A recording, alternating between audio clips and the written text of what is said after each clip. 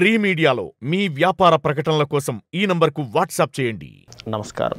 మనం ఈరోజు మనం చెప్పుకోబోయేటువంటి నామాలు 561, 562, 563, 64, 65. ఈ నామాలు, ఈ 5 నామాలకు ఉన్నటువంటి అర్థాలు చెప్పుకుందాం. అయితే ఎప్పుడూ కూడా మీరు లలితా సహస్రనామాలు వింటున్నాము, పలుకుతున్నాము అంటే అవి అపౌరుషములు, వేద మంత్రములతో సమానము. ఇవి అమ్మవారిలో నుంచి వసిన్యాది వాగ్దేవతలుగా 8 కిరణములు బయటికి వచ్చి ఆ యొక్క సభలో చెప్పినటువంటి అతి అమూల్యమైనటువంటివి అనేటువంటి భావనతో మాత్రమే మీరు వీటిని చదవాలి, అర్థం చేసుకోవాలి.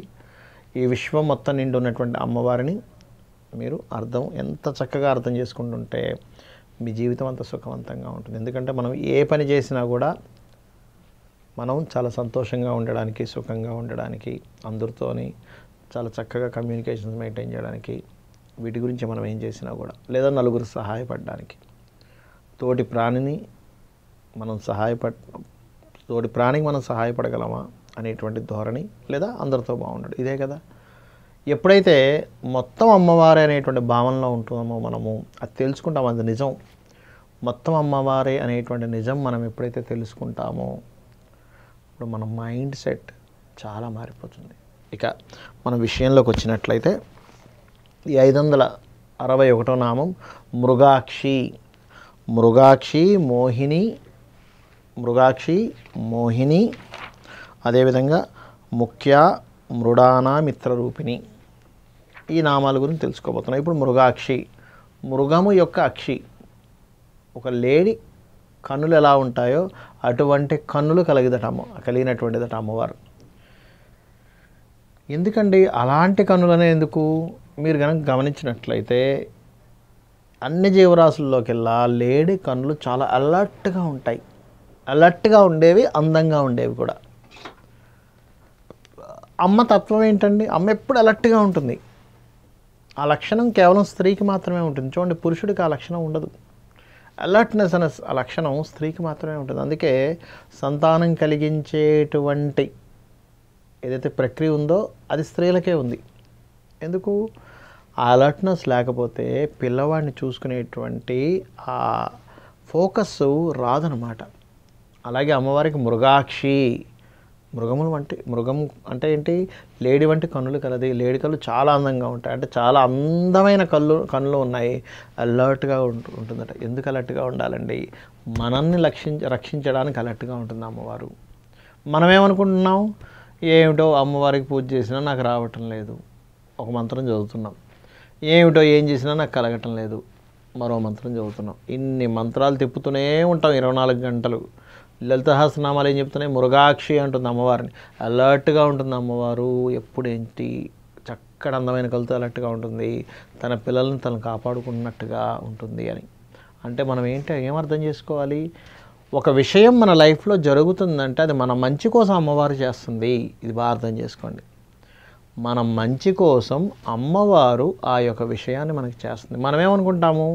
నాకు ఇది కాదు, ఇది కావాలి అంటాం. ఒక చిన్నపిల్లవాడు ఒక చేదు వస్తువుని, ఒక తీపి వస్తువుని పెడితే పిల్లవాడు ఏం చేస్తాడు? తీపి వస్తువే కావాలంటాడు, చేదు వస్తువు వద్దంటాడు. కానీ చేదు వస్తువు తినడం వల్ల, అమ్మ బలవంతంగా తినిపించడం వల్ల మనలో ఉన్నటువంటి కొన్ని కడుపులో ఏదైనా పురుగులు ఉంటే పోతాయి. తీపి వస్తువు తినడం వల్ల పురుగేం పోదు, ఇంకా పెరగచ్చు. మనమేంటి ఎంతసేపు తీపే కావాలనుకుంటాము, చేదును ఆస్వాదించము. కానీ చేదు ద్వారా కూడా తీపి వస్తుంది జీవితంలోకి. చేదు అనుభవాలతోనే మనిషి ఎదుగుతాడు.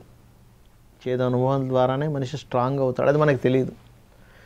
అనుభవం వచ్చిన తర్వాత తెలుస్తుంది. నేను ఆ రోజు చాలా కష్టాలు పడ్డానండి, ఆ కష్టాలు పడ్డం నాకు మంచిదైంది అంటాడు ఆఖరిలో. కానీ కష్టాలు పడ్డంతసేపు ఏం చేస్తాడు? నేను ఆ పూజ చేసిన అమ్మవారికి, ఈ పూజ చేసిన అమ్మవారికి, నేను ఎన్ని పూజలు చేసినా నాకు సరిగ్గా రాలేదండి అంటూ ఉంటాడు. ఎందుకు అంటే పూజ చేసేటప్పుడు 10 నిమిషాలు పూజ చేస్తే నువ్వు 23 గంటల 50 నిమిషాలు కూడా నేను ఇచ్చేస్తున్నాను, నాకేమొస్తుందో రాదో అనే సంశయంలోనే ఉన్నావు. నీ సంశయాలు, నీ ఆలోచనలే నీకు బీజాలుగా మారతాయి.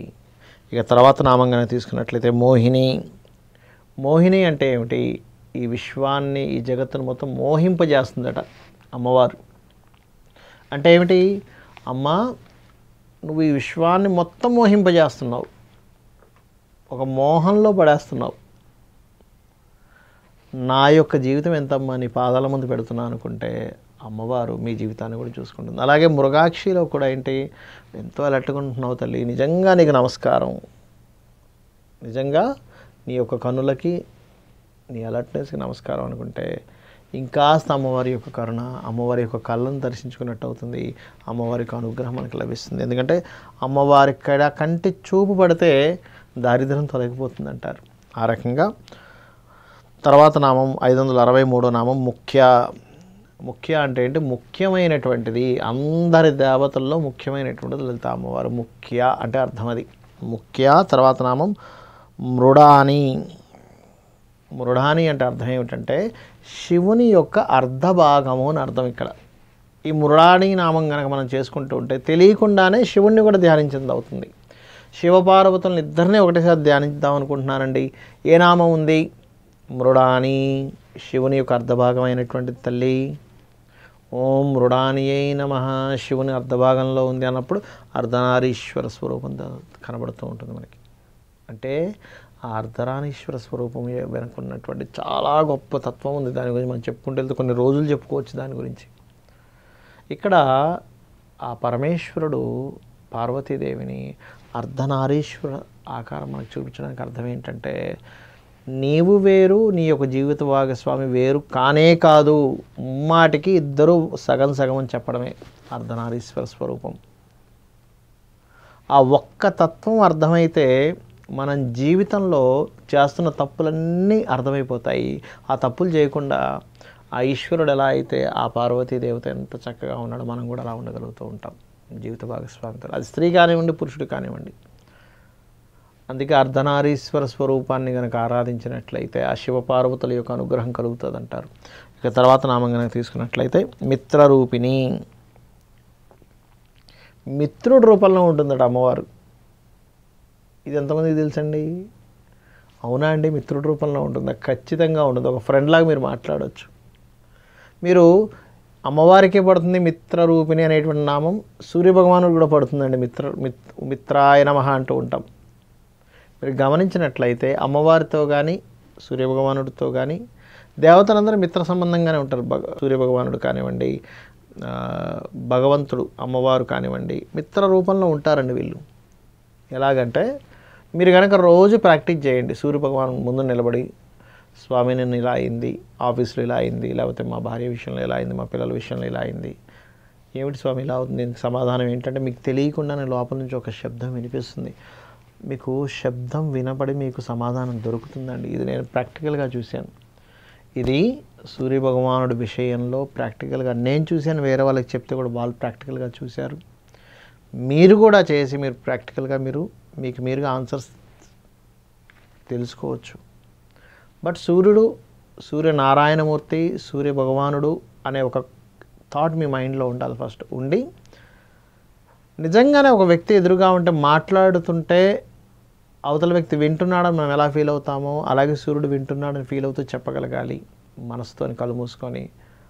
ఎప్పుడైతే మనం వింటున్నాడనే కాన్సెప్ట్తో చెప్తుంటామో అతను నిజంగానే వింటాడు, అతను నిజంగానే మనకు ఆన్సర్ ఇస్తాడు. అలాగే అమ్మవారు కూడా ఇస్తుంది. మిత్రరూపిణి ఒక మిత్రుడికి చెప్పినట్టుగా చెప్పుకోవచ్చు. భయపడ్డం కాదు, ఒక మిత్రుడిలాగా ఉండగలగాలి అమ్మవారి దగ్గర. ఎందుకంటే అమ్మవారు మిత్రుడి రూపంలో మిత్రుడిలాగా ఉంటుందట అమ్మవారు. శ్రీమాత్రే నమః.